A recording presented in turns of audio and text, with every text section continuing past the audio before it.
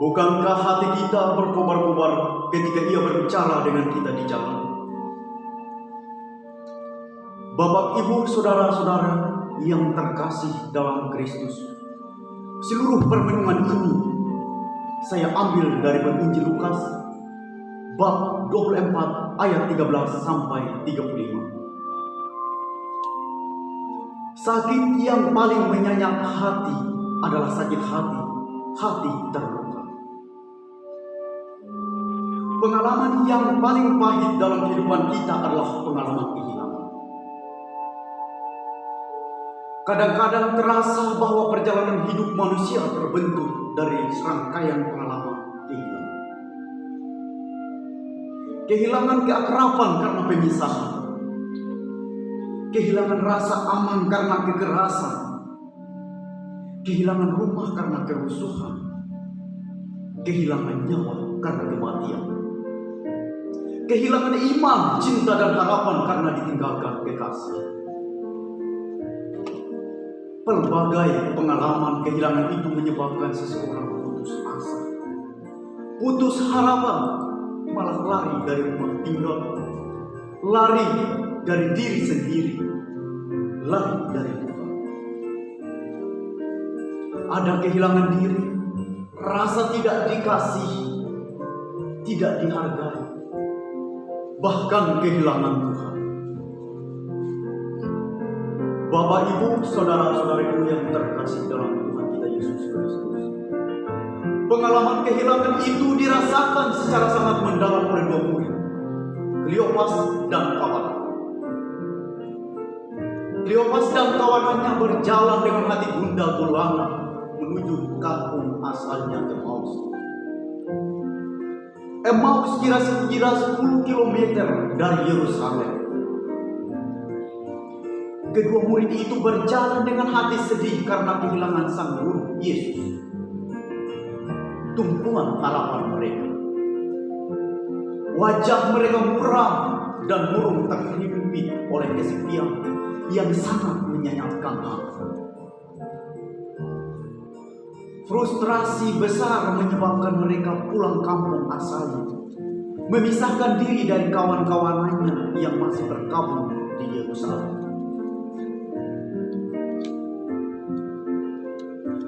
Mereka tidak mengenal Yesus yang berjalan menyertai mereka, karena hati mereka tertutup oleh kesedihan sendiri, harapan dan ambisi pribadi. Yesus dianggap sebagai supernas. Rumah hati mereka kosong. Yesus guru yang berbelas kasih mendampingi kedua muridnya yang lari dari kelompok sepanjang perjalanan. Dalam perjalanan itu Yesus menemani, bertanya, memperhatikan kesedihan mereka, memahami dan mendengarkan kisah mereka. Yesus mengetahui apakah yang menjadi harapan mereka. Yesus menerangkan jalur sejarah keselamatan bagi mereka. Mesias harus menderita agar memperoleh kemuliaan. Tapi hati mereka lamban, tetap tertutup, sulit memahami sabda sang guru.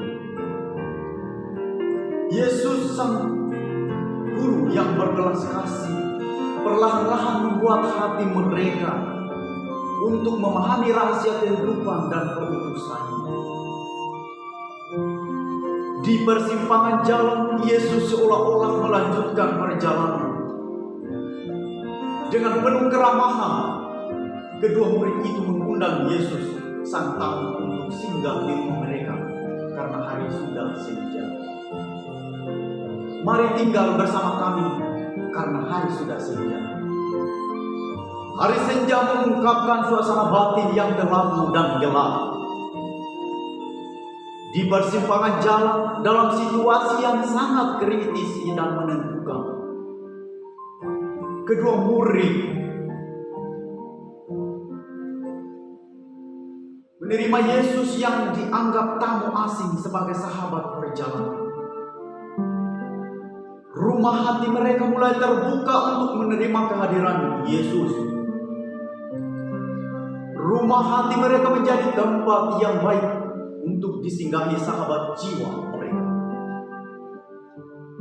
Kehadiran Yesus di rumah itu memberikan kehangatan, kegembiraan, dan secercah harapan baru.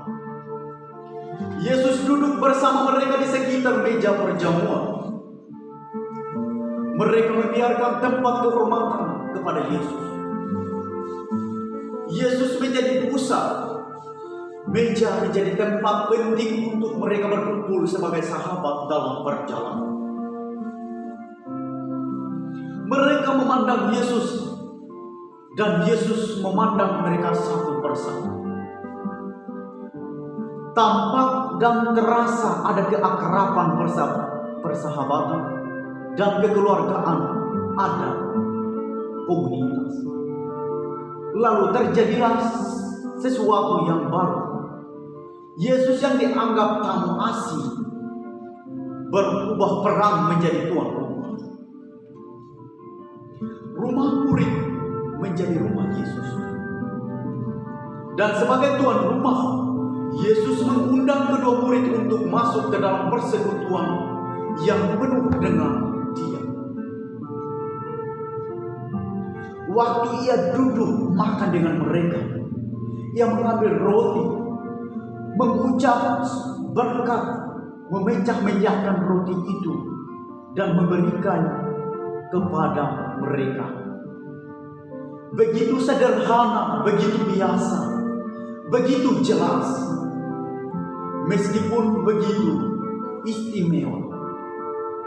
Itulah tanda persahabatan, tanda persekutuan sejati.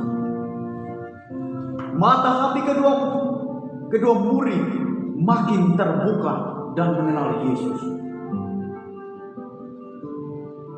Dengan hati berkobar-kobar, mereka segera kembali ke Yerusalem, kembali kepada mereka, rekan-rekan seiman, seraya mengatakan bahwa mereka telah berjumpa dengan Kristus yang pasti. Hati terluka dan kelabu berubah menjadi hati yang berkobar-kobar dan penuh syukur. Bapak, Ibu, saudara-saudariku yang terkasih dalam Tuhan kita Yesus Kristus, kisah Emmaus mengajarkan kita bahwa kita perlu membawa semangat Ekaristi ke dalam hidup harian kita.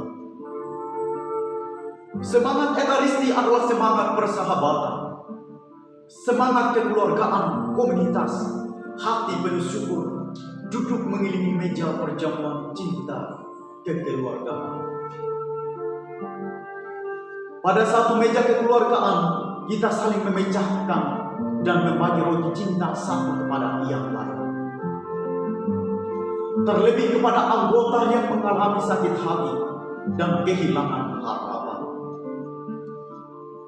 Duduk mengelilingi meja cinta sambil saling mendengarkan percakapan dari hati ke hati dapat menyembuhkan hati yang luka menjadi hati yang berkobar, penuh gembira. Kisah Emmaus mengajarkan kita bahwa perjalanan rohani selalu terjadi. Yerusalem Emmaus, Emmaus Yerusalem, atau pulang pergi. Di Yerusalem harian kita mengalami kehilangan, pengalaman hati terluka. Dan Emmaus harian kita mengalami penemuan hidup. Hati yang berkobar-kobar. Hidup rohani kita terdiri dari kehilangan, kematian, dan kebangkitan kehidupan baru. Harapan baru. Penting bahwa kita mampu membalikkan pengalaman pahit menjadi sumber sukacita kita. Setiap pengalaman kehilangan merupakan awal untuk suatu kehidupan yang baru, penuh harapan.